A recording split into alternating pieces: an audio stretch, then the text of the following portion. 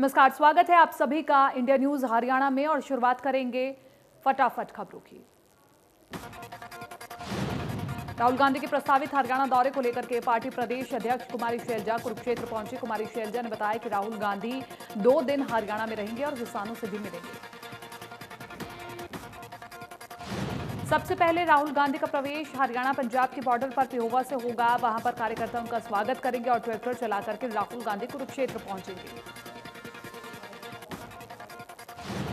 कुरुक्षेत्र में किसानों से राहुल गांधी सीधा संवाद भी करेंगे। राहुल गांधी की खेती बचाओ यात्रा करनाल में समाप्त होगी।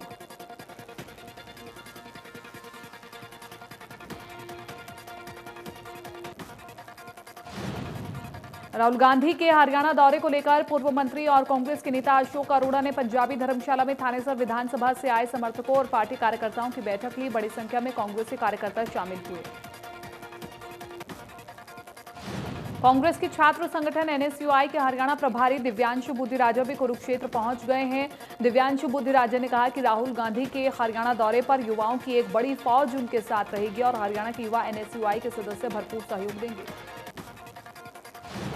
दिव्यांशु बुद्धिराजा ने बताया कि वो खुद पिहोवा से करनाल तक राहुल गांधी के साथ रहेंगे। इसके अलावा एनएसयूआई के कार्यकर्ता से आह्वान किया कि वो बढ़ चढ़ करके इस आयोजन में भाग लें।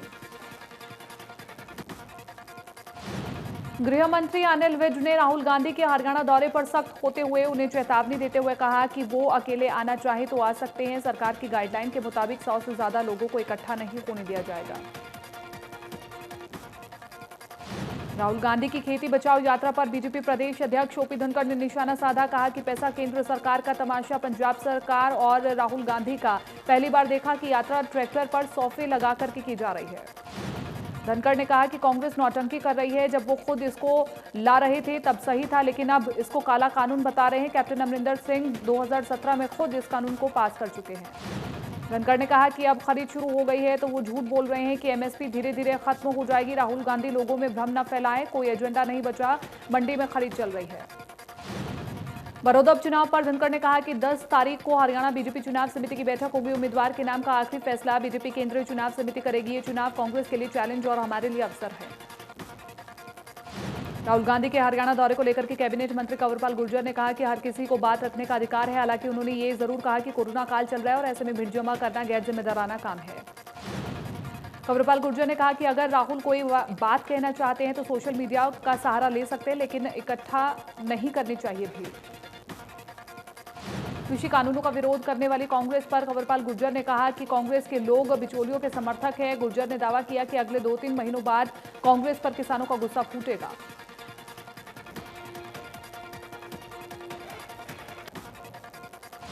क्योंकि उन्हें तक कृषि कानूनों का फायदा मिलने लगेगा। कैबिनेट मंत्री ने कहा कि प्रदेश की मंडियों में खरीद और लिफ्टिंग सही तरीके से हो रही है। अंबाला में केंद्रीय राज्य मंत्री रतनलाल कटारिया ने कृषि कानूनों को लेकर के प्रेस कॉन्फ्रेंस की। कहा कि कांग्रेस के शासनकाल में भानु प्रताप सिंह और शरद जोशी कमेटी बनी और दोनों कमेटियों ने इन बिलों को हरी झंडी दी। कटारिया ने राहुल गांधी के इस बयान पर भी प्रतिक्रिया दी, जिसमें राहुल गांधी ने कहा था कि कांग्रेस की सरकार आते ही इन बिलों को फाड़ करके डस्टबिन में डाल दिया जाएगा।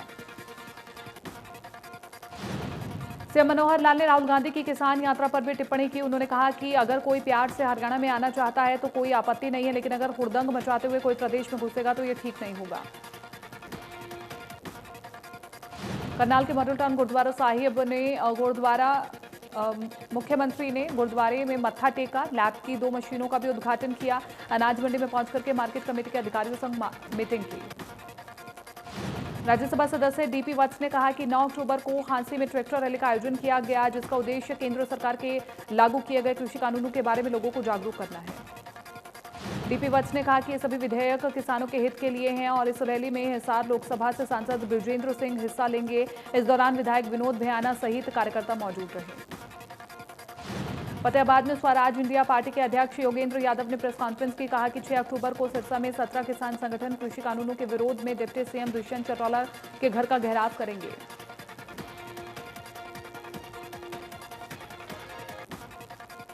विधानसभा अध्यक्ष ज्ञानचंद गुप्ता ने पंचकुला के गांव बतौड़ की सौगात दी। तकरीबन 50 लाख की लागत के विकास कार्यों का उद्घाटन और शिलान्यास किया। ग्रामीणों ने जताया आभार। बड़ौदा हल्के में पूर्व प्रत्याशी रहे योगेश्वर दत्त ने बड़ौदा हल्के के गांव का दौरा किया, लोगों की समस्याओं से रूबरू हुए और पूर्व सीएम भूपेंद्र सिंह हुड्डा पर करारा वार किया। योगेश्वर दत्त ने कटाक्ष करते हुए कहा कि अगर राजनीति गलत है तो तीन पीढ़ियों तक राजनीति क्यों की। मैं राजनीति में कुछ करने के लिए आया हूं, खेल क्षेत्र, शिक्षा की बात हो या फिर किसानों के हक की, हमने सब काम किए। हरियाणा के मुख्य निर्वाचन अधिकारी अनुराग अग्रवाल ने जानकारी दी कि बड़ौदा में निष्पक्ष के साथ साथ सुरक्षित चुनाव करवाना प्राथमिकता है। मतदाताओं को विश्वास दिलाना है कि उनका मतदान के दौरान कोरोना उनको नहीं होगा। अनुराग अग्रवाल ने कहा कि कोविड-19 से वोटिंग पर असर ना हो, इसके लिए तैयारियां की गई है। पोलिंग पार्टी को पीपीई किट, ग्लव्स और सैनिटाइजर उपलब्ध कराने का बंदोबस्त होगा। मुख्य निर्वाचन अधिकारी ने कहा कि अभी तक एक मतदान केंद्र पर 1500 मतदाता होते थे, लेकिन इस बार 1000 से ज्यादा मतदाता नहीं होंगे। मतदान के लिए समय अवधि बढ़ाई गई है, सुबह 7 बजे से शाम 6 बजे तक मतदान होगा। मुख्य निर्वाचन अधिकारी ने बताया कि बड़ौदा में पहले 223 मतदान केंद्र थे और अब 280 मतदान केंद्र बनाए गए हैं। पहली बार डिजिटल नामांकन का प्रावधान किया गया है। प्रत्याशी को बाद में प्रिंट निकाल करके रिटर्निंग ऑफिसर के पास जमा कराना होगा। अनुराग अग्रवाल ने कहा कि कोई भी इलेक्ट्रॉनिक माध्यम से या सोशल मीडिया पर आदर्श चुनाव आचार संहिता का उल्लंघन करेगा तो उन पर कड़ी कार्रवाई होगी। सीएम मनोहर लाल करनाल के अनाज मंडी पहुंचे और अव्यवस्था को देख करके अधिकारियों को फटकार लगा दी। दरअसल मंडी में धान नमी की जांच करने वाली मशीन खराब थी और जिस पर सीएम ने अधिकारियों को निर्देश दिए कि किसानों को कोई परेशानी नहीं होनी चाहिए। इसके अलावा मुख्यमंत्री ने मंडी में खुद अपने सामने बोली लगाई। इस दौरान किसान के धान की बोली सरकारी रेट से 2 रुपए ज्यादा लगी और इसका धान 1890 रुपए में बिका। सहकारिता मंत्री बनवारी लाल रेवाड़ी की अनाज मंडी में पहुंचे। यहां उन्होंने बाजरे की खरीद का जायजा लिया। सहकारिता मंत्री ने दावा किया कि किसानों को कोई भी परेशानी नहीं होने दी जाएगी और मंडी में इसके लिए पुख्ता इंतजाम किए गए। बनवारी लाल ने कहा कि विपक्ष के पास कोई मुद्दा नहीं बचा है, इसलिए किसानों को बरगलाया जा रहा है। ट्रैक्टर ट्रॉली निकाल करके किसानों को गुमराह किया जा रहा है। मंडियां भी चल रही हैं और एमएसपी पर खरीद भी हो रही है, जो विपक्ष के मुंह पर करारा तमाचा है। नीलोखेड़ी के निगधू अनाज मंडी में किसान और आड़ती परेशानी की बात कर रहे हैं। किसानों और आड़तियों का आरोप है कि धान लिफ्टिंग का काम तेजी से नहीं हो पा रहा है।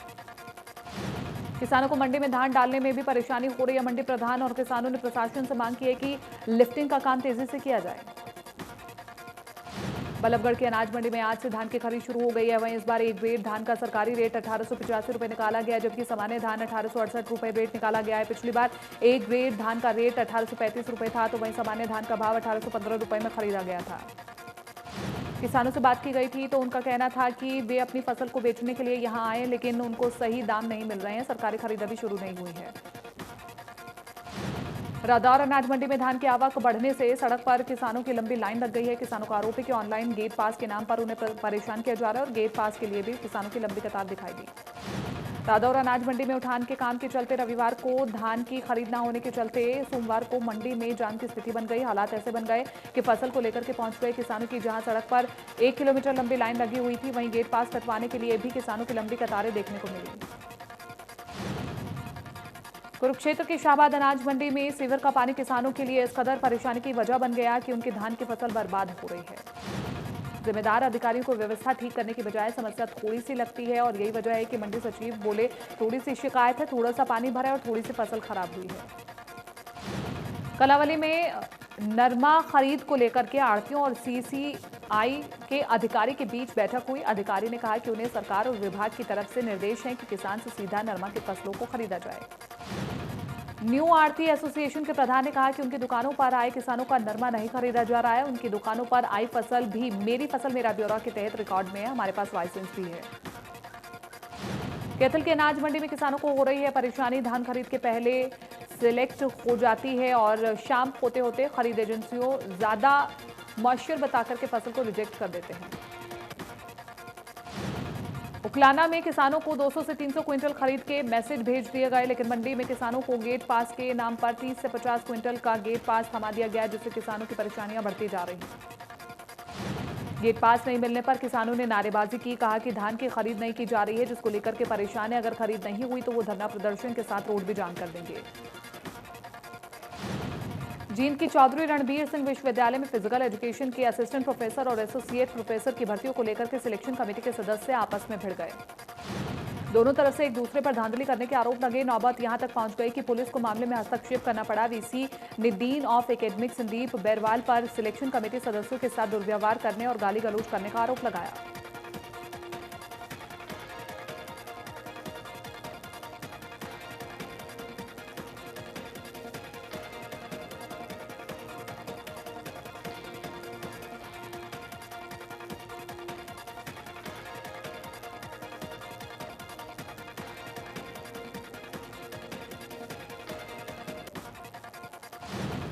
मालखा में पंजाब नेशनल बैंक की शाखा से 83 लाख रुपए गायब होने के मामले में पुलिस ने हेड कैशियर के खिलाफ गबन का केस दर्ज कर दिया है। ब्रांच मैनेजर की शिकायत पर केस दर्ज हुआ। पलवल में शादी समारोह में फूल डालने का काम करने वाली महिला के साथ 3 लोगों ने सामूहिक दुष्कर्म किया। महिला की शिकायत पर पुलिस पर केस दर्ज कर दिया गया है और आरोपियों की तलाश की जा रही है। पीड़िता ने बताया कि वो शादी समारोह में फूल डालने के लिए गई थी। 3 लोगों ने कमरा बंद करके उसके साथ रेप किया। विरोध करने पर किसी को बताने पर पीड़िता को आरोपियों ने जान से मारने की धमकी दी और मौके से फरार हो गए। पंचकुला में आरटीए ने ओवरलोड गाड़ियों पर शिकंजा कसा। इस दौरान 9 गाड़ियों को इंपाउंड किया गया, जबकि करीब 4 लाख रुपए के चालान काटे गए।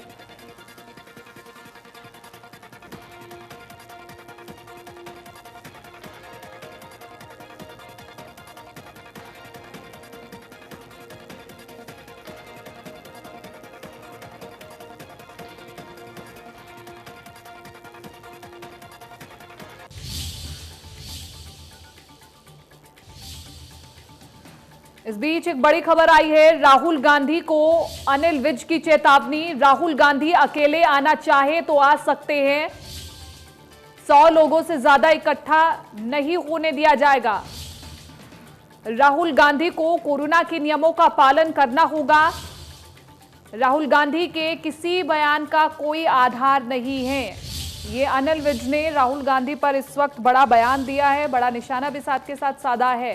चेतावनी दे दी है राहुल गांधी को अनिल विज ने और ये कह दिया है कि अकेले आना चाहे तो स्वागत है, राहुल गांधी आ सकते हैं और 100 लोगों से ज्यादा इकट्ठे नहीं होने दिया जाएगा। कोरोना के नियमों का पालन करना होगा राहुल गांधी को, नहीं तो एक्शन भी लिया जा सकता है। इसके अलावा ये भी कहा राहुल गांधी के किसी भी बयान का कोई आधार नहीं है। हम आपको बताएं कि राहुल गांधी किसान यात्रा निकाल रहे हैं और एक दिन बाद हरियाणा में भी ये यात्रा होने वाली है, जो कि पिहोवा से शुरू होगी, करनाल में इसका समापन होगा। लेकिन इससे पहले ही अनिल विज ने चेता दिया है राहुल गांधी को तबीयत से और ये कहा है कि कोरोना के नियमों का पालन करना होगा, 100 से ज्यादा लोग इकट्ठे नहीं हो सकते हैं। इसके अलावा राहुल गांधी जो बयानबाजी कर रहे हैं उसका कोई आधार नहीं है, ये अनिल विज ने कहा है। साफ साफ कह दिया है कि कोरोना के नियमों का पालन करना होगा। लगातार 3 बिलों का विरोध किया जा रहा है कांग्रेस की ओर से। कांग्रेस का कहना है कि किसान इससे परेशान है। सवाल कांग्रेस भी लगातार पूछ रही है कि अगर किसान खुश है तो विरोध किस बात का हो रहा है। लेकिन इस बीच ये महत्वपूर्ण खबर हम आपको बता रहे हैं। अनिल विज ने चेता दिया है राहुल गांधी को और कांग्रेस को कहा है कि 100 लोगों से ज्यादा इकट्ठे नहीं होने दिया जाएगा।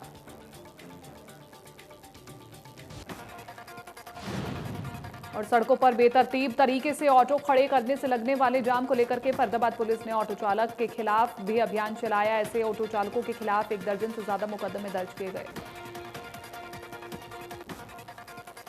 एसएचओ की माने तो पहले सभी ऑटो चालकों को समझाया गया था कि सड़कों पर इधर से उधर ऑटो खड़े ना करें। बावजूद इसके ऑटो चालक मनमाने तरीके से जगह जगह सड़कों पर कहीं भी ऑटो खड़ा कर रहे थे। फतेहाबाद में आधी रात को जबरदस्त बवाल हो गया। सिरसा रोड पर दीप होटल के पास 2 गुट आमने सामने हो गए और इस दौरान एक दूसरे पर पत्थरबाजी की गई। आसपास खड़ी गाड़ियों पर भी ईंट पत्थर फेंके गए। ये पूरी घटना सीसीटीवी में कैद हो गई और सीसीटीवी की मदद से ही पुलिस इन हुड़दंगियों की तलाश कर रही है।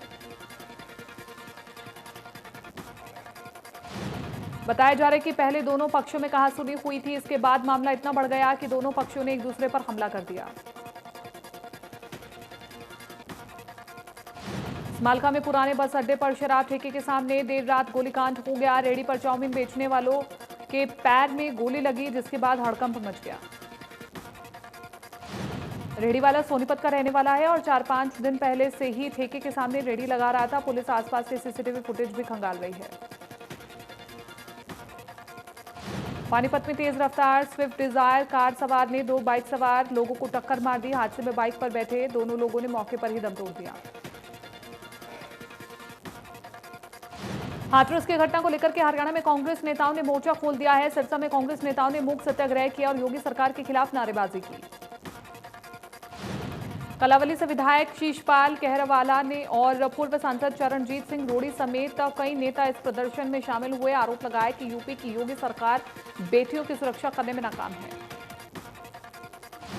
गुरुग्राम में कांग्रेस कार्यकर्ताओं ने हाथरस रेप मामले को लेकर के धरना प्रदर्शन किया। पुलिस लाइन में महात्मा गांधी की प्रतिमा तक जाने से कांग्रेस कार्यकर्ताओं को पुलिस ने रोका। पुलिस लाइन के बाहर बैठ करके कांग्रेस कार्यकर्ताओं ने नारेबाजी की। कांग्रेस कार्यकर्ताओं का आरोप है कि पुलिस ने उनके साथ जबरदस्ती की है और उनके साथ बदसलूकी भी की गई है, जिसके बाद सभी कांग्रेस कार्यकर्ताओं ने यहां धरने पर बैठना सही समझा। कांग्रेस नेता कैप्टन अजय यादव ने कहा कि यूपी में जिस तरीके से दरिंदगी हुई है, पुलिस ने आनन फानन में अंतिम संस्कार कर दिया, उससे साफ है कि पीड़ित परिवार को न्याय दिलाने की जगह डरा धमका करके मामले में लिपापोती की जा रही है। फतेहाबाद में कांग्रेस ने हाथरस मामले में पीड़िता को न्याय दिलाने की मांग को लेकर के मौन सत्याग्रह किया, जिससे काफी संख्या में कांग्रेसियों ने हिस्सा लिया। विधायक प्रहलाद सिंह ने गृह मंत्री अनिल विज को चैलेंज किया। कहा कि अगर अनिल विज में हिम्मत है तो राहुल गांधी को रोक करके दिखाए। राहुल गांधी के आगे एक एक कांग्रेसी अपनी छाती ठोक कर खड़ा है। रोहतक के कलानौर से कांग्रेस विधायक शकुंतला खट्टर का कहना है कि सभी आरोपियों को चौराहे पर खड़ा करके गोली मार देनी चाहिए। कांग्रेस ने पीड़िता के लिए न्याय की मांग करते हुए मौन प्रदर्शन किया।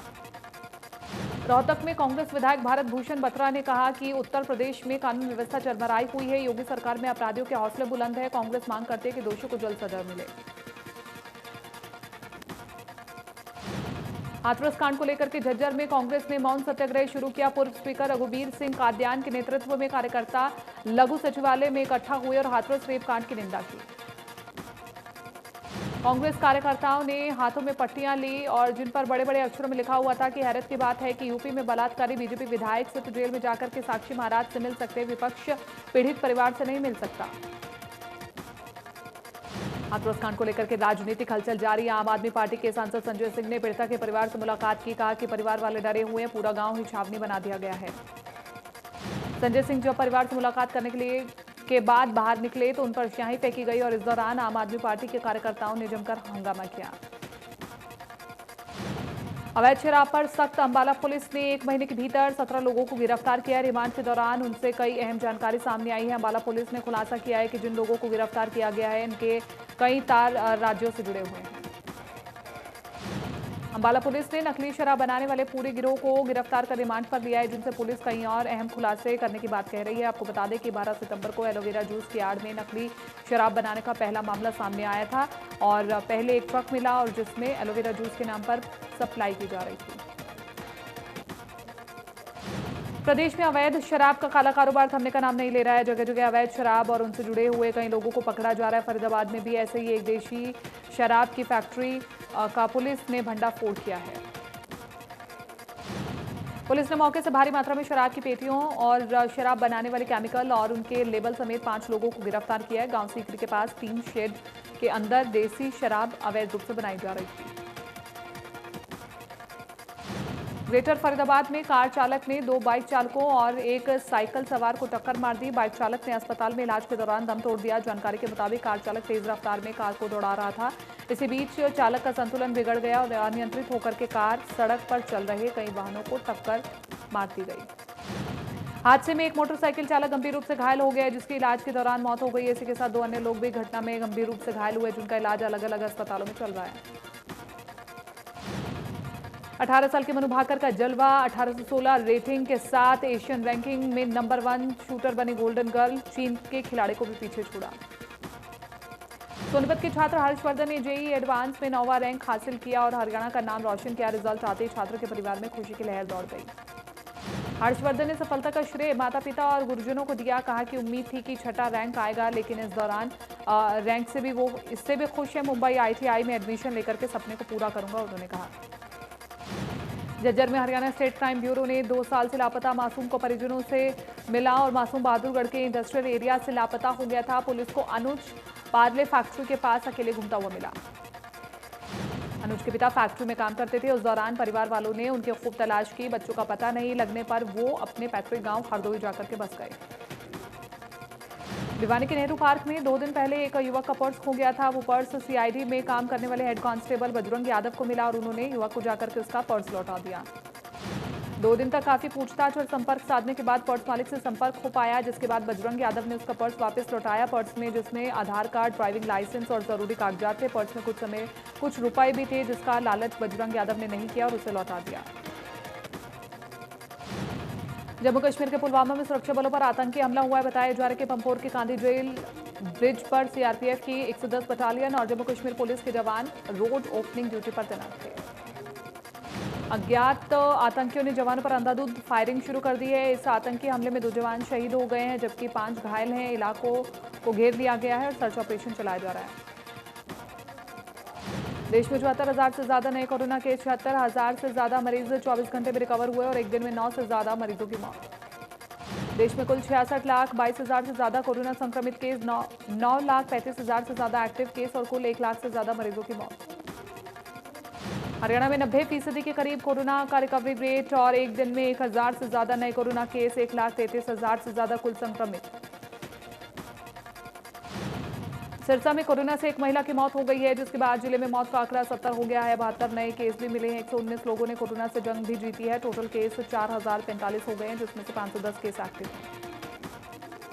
करनाल में कोरोना से एक महिला सहित 2 मरीजों की मौत हो गई है। नेवल गांव की रहने वाली 38 वर्षीय महिला और घरोंडा के 63 वर्षीय व्यक्ति ने कल्पना मेडिकल में इलाज के दौरान दम तोड़ दिया।